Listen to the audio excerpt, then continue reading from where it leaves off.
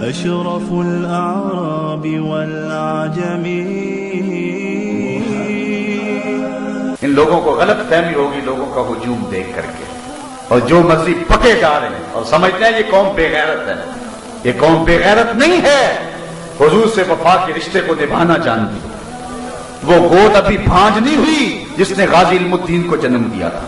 وہ گود ابھی بھانج نہیں ہوئی جس نے عامر چیمہ کو جنم دیا تھا. غلط فہمی ہو گئی، اور مغرب نے بھی حکمرانوں کے روپ میں مسلمانوں کا چہرہ دیکھنا شروع کر دیا. ہم سب کچھ قبول کر سکتے ہیں، ہر شے برداشت کر سکتے ہیں، لیکن نام محمد سے غداری نہیں کر سکتے ہیں. مغرب نے اپنے انداز میں سوچا ہے، وہ کہتا ہے کہ نبی بھی تو ایک انسان ہی ہوتا ہے، لیکن نہیں، ہم ہر شے ہر دکھ قبول کر لیتے ہیں، لیکن جب وارنے پہ آئے تو سب کچھ نبی کے نام پہ وار کے پھر بھی کہتے حق ادا نہیں ہوا. بریلی سے آج بھی آواز آ رہی ہے، کروں تیرے نام پہ جان فدا، نہ ایک جان دو جہاں فدا، دو جہاں سے بھی نہیں جی بھرا، کیا کروں کروڑوں جہان. پی ٹی اے کا ڈائریکٹر دلائل دے رہا ہے پاکستان کا امیج خراب ہوگا. میں نے اسی دن گجرانوالہ کے روڈ پہ کہا تھا، میں کس امیج کی بات کرتے ہو؟ گینگ ریپ والے امیج کی بات کرتے ہو؟ جس میں بچیوں کو اٹھا کے لے جایا جاتا ہے اس امیج کی بات کرتے ہو؟ جس میں منڈیاں مچھلی بازار بنی ہوئی ہیں اس امیج کی بات کرتے ہو؟ کل عورتیں ایک دوسرے کے بال جو ہے وہ توڑ رہی تھی اور ایک دوسرے کو تماچے لگا رہی تھی اسمبلی کے اندر، اس امیج کی بات کرتے ہو؟ شاہی قلعے کے اندر ایک وزیر ایک عورت سے تھپڑ کھاتا ہے، اس بغیر امیج کی بات کرتے ہو؟ ایک عالی نصب شخص کا چہرہ فضا میں گھومتا ہے کہ عالی جناب کا بھی نشہ نہیں اترا اس لیے ابھی نیچے نہیں چہرہ اترے گا، اس امیج کی بات کرتے ہو؟ تمہارے کمروں سے ٹوٹی ہوئی چوڑیاں اور خالی شراب کی بوتلیں جو نکلتی ہیں اور سبھی پہ ان کو صاف کرتا ہے، بغیر تو اس امیج کی بات کرتے ہو؟ ہمارا امیج محمد عربی کے دم سے ہے، ہمارا سب کچھ حضور ہے. لوگ تو آکسیجن سے جیتے ہیں اور ہم سانس بش کے رسول سے لیتے ہیں. حضور کے نام سے ہم جیتے ہیں، حضور کے نام سے مرتے ہیں، اور اگر یہ نہیں ہے تو پھر کچھ بھی نہیں. بہت چیزیں ہم نے برداشت کی، بڑی بہت کچھ ہم نے برداشت کی. ہمارے پاس ساتھ ان دو چار اشروں میں تھوڑا کچھ تو نہیں ہوا ہے. ہمیں ام احمد کی چیخیں آج بھی یاد ہیں، ہمیں موصل کی بیٹی کی کہانی آج بھی یاد ہے، ہمیں بغداد کی ان بچیوں کو جو اغوا کر دی گئی آج بھی یاد ہے. ہمیں اپنی کہانی بھولی نہیں ہے، لیکن سب کچھ ہم کسی نہ کسی طرح برداشت کر سکتے ہیں، لیکن حضور کی توہین برداشت نہیں کر سکتے. اگر اس کو برداشت کر دیں تو میرے پلے رہتا ہی کچھ نہیں. جہاں میں ان حکمرانوں کو بے غیرت کہتا ہوں وہاں میں خراج پیش کروں گا سلطان صلاح الدین ایوبی کو. میں کہتا ہوں یہ ہے تخت و تاج کے مالک لوگ. ان حکمرانوں کی قبروں کے نشان بھی زمانے کو یاد نہیں رہے. وہ ایک باہر گھومتا پھرتا ہے، ملک میں آنا نصیب نہیں ہے.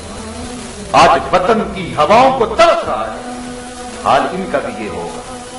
اور کتنے سال گزر گئے، ایک وہ حکمران تھے آج بھی دلوں کے تخت پہ بیٹھے ہوئے. یہ موجودہ حکمران، یہ ہمارے سروں کے حکمران تو بنے ہوئے ہیں لیکن ہمارے دل کے تخت پہ نہیں بیٹھے ہوئے. ہمارے دل کے تخت پہ بیٹھا ہے تو سلطان صلاح الدین ایوبی بیٹھا ہو، ہمارے دل کے تخت پہ بیٹھا ہے تو نور الدین زنگی بیٹھا ہے، حضرت عمر بن عبد العزیز بیٹھے ہیں، محمد بن قاسم بیٹھا ہوا. یہ ہے حضور سے وفا کرنے والے لوگ. سلطان ایوبی کی کہانی کتنی دل آویز ہے اور کتنی جرأت آمیز ہے اور کتنی غیرت والی کہانی ہے.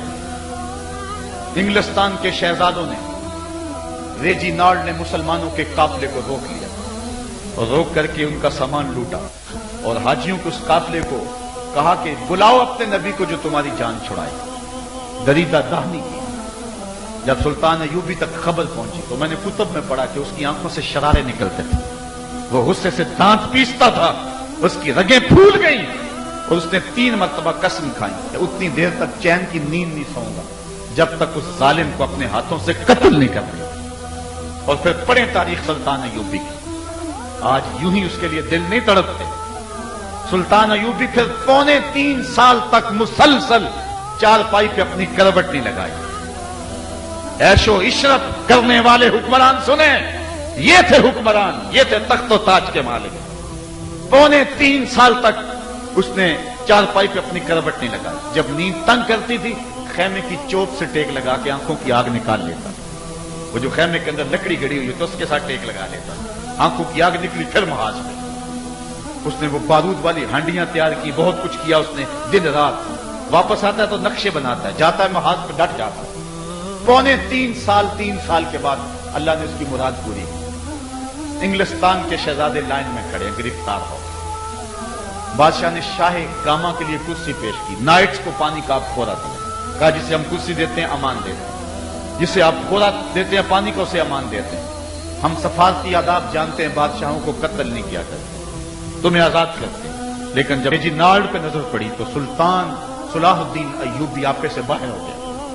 وہ غصے سے دانت پیستا ہوا آگے بڑھا اور اس کو گرے باندھ سے پکڑ کے پٹک کے زمین پہ مارا اور چھاتی پہ بیٹھ کے اس کے بدن کی بوٹیاں کرتے ہوئے کہا، او کتے، تو نے کہا تھا بلاؤ اپنے نبی محمد کو، محمد عربی نے اپنا نوکر بھیج دیا ہے، محمد عربی نے اپنا نوکر بھیج دیا ہے جو تیری خبر لے گا، اور اس کی ٹکا بوٹی کر کے رکھ دی۔ سلطان نور الدین زنگی کی کہانی بھی آپ نے سنی ہوگی۔ حضور خواب میں ملے، کہا نور الدین 2 کتے مجھ کو تنگ کر رہے ہیں۔ سلطان اسی وقت اٹھا، لبیک یا رسول اللہ کہتے ہوئے حضور کے شہر نور کی طرف چل پڑا۔ 18-19 دن کے بعد وہاں پہنچتا ہے۔ 40 لوگوں کو اپنے ہمراہ لیے پیچھے سے خزانے اور لوگ جمع، کہا کہ تم میرے پیچھے آ جاؤ۔ مدینے میں کوئی غیر معمولی واقعہ ہو گیا۔ پھر سارے مدینے کو بلایا اور ان کو کھانا کھلایا، لیکن جو 2 شخص دکھائے گئے تھے وہ نظر نہیں آئے۔ کہا کوئی رہ تو نہیں گیا؟ کہا 2 صوفی درویش آدمی اللہ اللہ کرتے ہیں، دن کو روزہ رکھتے ہیں، وہ نہیں آئے۔ کہا بلاؤ۔ بلایا گیا تو بادشاہ نے پہچان لیا، یہ تو وہی ہے۔ کہا ادھر کیا لینے آئے ہو؟ کہا اللہ اللہ کرتے ہیں۔ کہا چلو۔ ان کے حجرے میں چلا گیا، دیکھا تو قالین بچھا ہوا ہے، کوئی آثار نہیں ہے۔ قالین اٹھایا، نیچے پٹا پڑا ہوا، اٹھایا تو نیچے سے سرنگ تھی۔ وہ حضور کے جسد اطہر کو نکالنے کی سازش کرتا ہے، سارا دن مٹی نکالتے، رات کو بقیع کے قبرستان میں پھینکا۔ اور روایات میں آتا ہے حضرت عمر رضی اللہ تعالیٰ عنہ کے پاؤں کا انگوٹھا باہر آ گیا کہ حضور نور الدین کو ملے، اور انہیں ایک جھٹکا لگا اور یہ ڈر کے بھاگ آئے۔ تو سلطان نور الدین زنگی نے حضور کے روضہ کے چاروں طرف سیسا پگھلا کے جہاں تک پانی ہے وہاں تک ڈلوا دیا، اور پھر ان کو قتل کروایا اور ان کے ٹکڑے کروائے۔ اور پھر اس کے بعد جو آگے لفظ ہیں وہ جذباتی کر لینے والے ہیں۔ سلطان پھر مدینے کی گلیوں میں روتا پھرتا تھا اور روتا روتا کہتا تھا حضور یہ میری نوکری، کروڑوں انسان بستے ہیں، آپ کا شکریہ کہ یہ نوکری آپ نے مجھے عطا کی، یہ نوکری آپ نے مجھے عطا کی۔ صاحب ہر ایک کا مقصوم نہیں ہوتا، ہر ایک کا مقصوم نہیں ہے، یہ قسمت والوں کو اعزاز ملتا ہے۔ جب راجپال نے رنگیلا رسول لکھی تھی تو لاہور میں بڑے لوگ تھے اور بڑوں کی آرزویں بھی تھی، بڑوں نے حملے بھی کیے۔ خود غازی علم الدین کا دوست عبد الرشید اس کے ساتھ 3 مرتبہ ٹاس بھی ہوئی، وہ کہتا تھا میں ماروں گا، غازی علم الدین کہتا نہیں اس کتے کو میں ماروں گا۔ 3 مرتبہ جو ہے وہ قرۂ فال غازی علم الدین کے نام نکلا، اور پھر وہ چھری لے کر کے گیا، اور یہ اس کا مقدر کہ اس نے راجپال کو قتل کیا۔ اس دور کے اندر جو میڈیا کا دور نہیں تھا، اس شخص کا جب جنازہ اٹھا تو 6 لاکھ لوگ جنازے میں شامل تھے۔ امیر ملت پیر سید جماعت علی شاہ رحمۃ اللہ تعالی علیہ نے ایک تاریخ ساز جملہ کہا، آپ نے فرمایا لوگوں میں نے بڑے بڑے بادشاہوں کی کہانیاں پڑھی ہیں، لیکن میرے دل میں کبھی یہ آرزو نہیں جاگی کہ فلاں بادشاہ میں ہوتا۔ میں نے بڑے بڑے شہنشاہوں کے قصے پڑھے ہیں، بڑے بڑے پہلوانوں کے تذکرے سنے، میرے دل میں یہ جذبہ نہیں جاگا فلاں پہلوان میں ہوتا۔ پھر کہا ہاں میں نے بڑے بڑے ولیوں کا تذکرہ پڑھا ہے، میرے دل میں یہ امنگ بھی نہیں جاگی کہ فلاں ولی بھی میں ہوتا۔ لیکن جب غازی علم الدین کا جنازہ لوگوں کے کندھوں میانی صاحب قبرستان کی طرف بڑھ رہا تھا، میرے دل میں یہ جذبہ انگڑائیاں لے رہا تھا، کاش آج اس چارپائی پہ میں ہوتا۔ میں نے خود ان آنکھوں کے ساتھ غازی عامر چیمہ کی قبر کی پائنتی کی جانب ایک سید زادے کو روتے ہوئے دیکھا، جو رو رو کے کہہ رہا تھا ربا میں یہ نہیں کہندا مینوں عامر چیمہ بنا دے، میں تو یہ کہنا ہے دے قدماں دی خاک ہی بنا دے۔ یہ بلند نصیب ہے جس کو ملے، یہ ہم نے آرزو کرنی ہے، یہ ہم نے تمنا کرنی ہے۔ آج لبیک یا رسول اللہ کا رسم کے طور پہ نہیں، میں تو اب اپنی دعاؤں میں مرکزی دعا یہی رکھی ہوئی ہے کہ بڑی تقریریں کرنی ہے، کہیں یا اللہ خالی لفظ ہی نہ رہ جائے۔ ایک سال آیا تھا 2007 کا، میں نے 1200 دروس قرآن ایک سال میں دیا، اللہ نے بڑی توفیق دی ہے۔ اور یہ نہیں ہے کہ سننے والے نہیں ملتے، یہاں ہر ماہ اتنے لوگ جمع ہوتے ہیں، دسکے میں چلے جائیں، سیالکوٹ میں چلے جائیں، لاہور میں چلے جائیں، جس شہر میں جائیں ہزاروں لوگ، تقریر کی کمی نہیں، سننے والوں کی کمی نہیں، محبتوں کی فراوانی ہے۔ لیکن ڈرتا ہوں کہیں لفظ ہی لفظ نہ رہ جائیں۔ مالک کمزور ہوں، اتنی طاقت تو نہیں، اندر بزدلیاں اور کمزوریاں تو ہیں، لیکن اللہ اس کمزور کو یہ طاقت دے کہ کسی گستاخ کا کلیجہ چیر کے رکھ دے، اتنی قوت دے. یہ آرزو کر کے آپ نے بھی آج اٹھنا ہے اور اس عزم کے ساتھ اٹھنا ہے. ہو سکتا ہے مقدر جاگ پڑے. وہ دیکھو عامر چیمہ کو قتل کرنا تھوڑے گیا تھا، وہ تو ٹیکسٹائل کی ڈگری لینے گیا تھا، لیکن واپسی پر جو ڈگری وہ لے کر گیا ہزاروں ڈگریوں سے ایک ڈگری پہ قربان. یہ مقدر کی کہانی ہوتی ہے. کسی کو عمر گزر جاتی ہے، کسی کو راستے میں چلتے چلتے سودا مل جاتا ہے.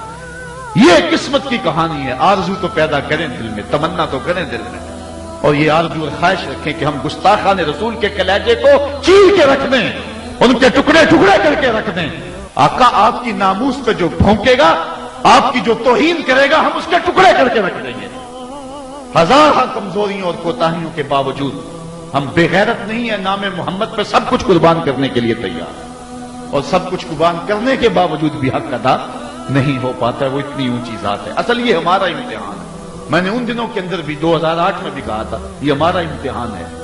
ورنہ اللہ تعالیٰ جل شانہ مچھروں سے نہیں نمرود کا فخر توڑ لیتا، وہ ابابیلوں سے بھی ہاتھی مروا لیتا ہے. محبوب علیہ السلام کی توہین کوئی کر کے تو دیکھے. لیکن یہ ہمارا امتحان ہے. ہمیں اللہ دیکھنا چاہتا ہے، ہماری آزمائش ہے، اور ہم نے دیکھنا ہے کہ ہم اس آزمائش میں پورے نکلتے ہیں کہ نہیں. سب سے اولین ذمہ داری ہمارے حکمرانوں کی تھی، چونکہ قوت حاکمہ کے وہ مالک ہیں، لیکن وہ تو بے غیرتی کی چادر اوڑھ کے سوئے ہوئے ہیں اور خواب خرگوش میں ہیں. جو مرضی ہوتا رہے، جو ہے وہ کوئی توقع نہیں ہے ان سے کہ وہ اٹھ کھڑے ہوں. یہ تو سورے اسرافیل سے جاگیں گے، اس سے قبل تو جاگنے کے نہیں. دوسری ذمہ داری ان ممالک میں رہنے والے مسلمانوں کی کہ وہ ان کے گروبانوں سے پکڑے اور ان کو کھینچ کر کے ان کو جو ہے ان کے ٹکڑے ٹکڑے کریں. کیونکہ اس کے اندر کوئی دوسری رائے نہیں ہے کہ گستاخ رسول کی سزا قتل ہے. یہ واضح میں رکھے. یہ پہلی مرتبہ ایسا ہوا ہے کہ مختلف چینلز کے اوپر آ کے لوگوں نے اس پہ بحث کی ہے. کسی نے کہا کہ اگر راجپال کا سامنا میرے سے ہوتا تو میں اس کو دلائل سے قائل کرتا. ایک بولتا ہے کہ اس طرح تو تم اپنی معیشت تباہ کر بیٹھو گے. کئی کئی کہانیاں تراشنے میں ملتی ہیں، کوئی کچھ بول رہا ہے کوئی کچھ بول رہا ہے. یہ پہلی مرتبہ ایسا ہوا ہے، ورنہ امت کے اندر کوئی دوسری رائے نہیں ہے. چاروں ائمہ متفق ہیں، سارے لوگ اس پہ متفق ہیں کہ حضور علیہ السلام کے گستاخ کو قتل کیا جائے. قاضی ابو یوسف نے کتاب الخراج میں اس فتوے کو لکھا، ایما رجل شتم النبی او آبہ او تنکسہ وهو کافر باللہ وبانت منہ امرأتہ وان تاب لم یستتب. کہا کہ جس شخص نے حضور کی توہین کی اس کو قتل کیا جائے گا، توبہ کرے بھی تو توبہ قبول نہیں ہوگی. اور توہین کیا ہے؟ فتاوی عالمگیریہ اٹھائیے، اس کو فتاوی ہندیہ بھی کہتے ہیں. 5 علماء ہند کے فتوے پہ دستخط ہیں. کسی نے اگر حضور کی توہین کرتے ہوئے کہا کسیرا گفت کے جامع پیغمبر ریم ناک بود. کسی نے کہا حضور کا لباس میلا کو چیلا تھا. 5 علماء نے کہا اس کی گردن اتار دو. اس نے حضور کے لباس کو میلا کہا. اعظم چشتی کہتا ہے یار نو میلی اکھ نہ ویکھی متا مر سے کافر ہو گیا. اتنی حساس اور اتنی نازک بارگاہ ہے تو گستاخ رسول کی سزا قتل ہی ہے. اتنی دیر تک ہم سرخرو نہیں ہو سکتے جتنی دیر تک گستاخ رسول کو کیفر کردار تک نہیں پہنچا لیتے.